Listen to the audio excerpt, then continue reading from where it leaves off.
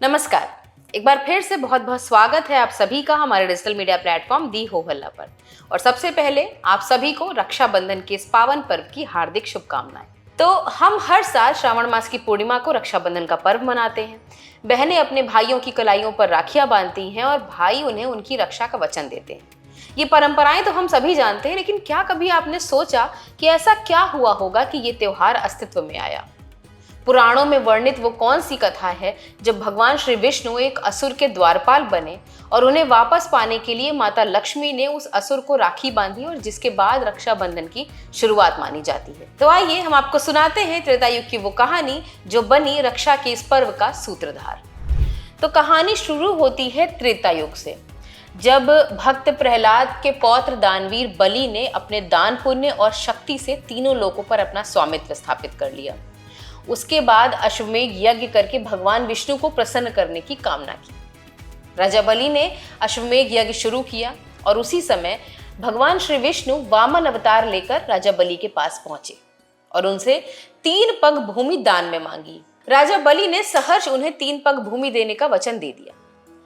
तो पहले 2 पगों में तो वामन अवतार भगवान श्री विष्णु ने आकाश और धरती को नाप लिया और पूछा कि अब ये तीसरा पग कहाँ रखूं। वचन में बंधे राजा बलि समझ गए कि ये कुछ और ही है, ये साधारण मनुष्य नहीं है या साधारण वामन अवतार नहीं है। उनका अहंकार टूट गया और उसी वक्त उन्होंने कहा कि भगवान आप अपना तीसरा पग मेरे सिर पर रख लें। उसी वक्त वामन अवतार भगवान श्री विष्णु ने राजा बलि के सिर पर अपना तीसरा पग रखा और उन्हें पाताल लोक भेज दिया। इसके बाद राजा बलि नतमस्तक हो गए भगवान विष्णु के सामने और भगवान विष्णु अपने पूर्ण अवतार में, पूर्ण रूप में राजा बलि के सामने आए। तब राजा बलि ने उनसे ये वरदान मांगा कि मुझे ये वचन चाहिए आपसे कि मैं हर दिन आपके दर्शन कर सकूं।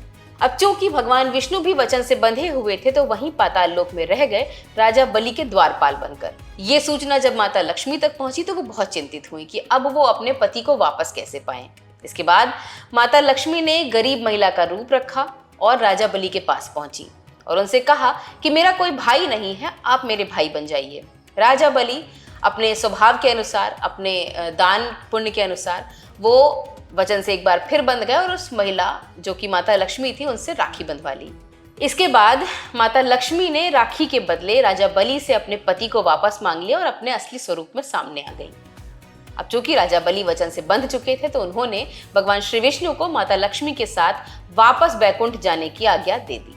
और कहते हैं कि इसी घटना के बाद से रक्षाबंधन का त्योहार मनाया जाने लगा। ऐसे ही और तमाम जानकारियों, पौराणिक कहानियों, कथाओं को सुनने, जानने, देखने के लिए आप जुड़े रहिए हमारे साथ। कहां? सिर्फ दी हो हल्ला पर।